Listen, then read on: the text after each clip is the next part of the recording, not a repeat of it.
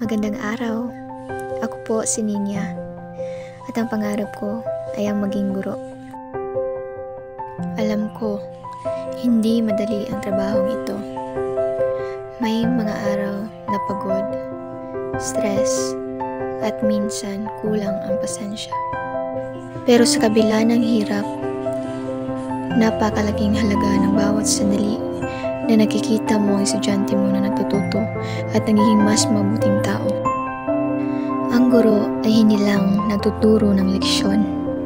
Siya rin ang gumagabay, nagbibigay inspirasyon, at nagtuturo ng disiplina at kabutihan.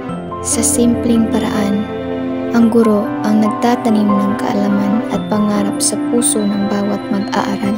Pinili ko ang pagiging guro dahil gusto kong maging ilaw sa dilim ng kamangmangan, tulay sa pangarap at realidad.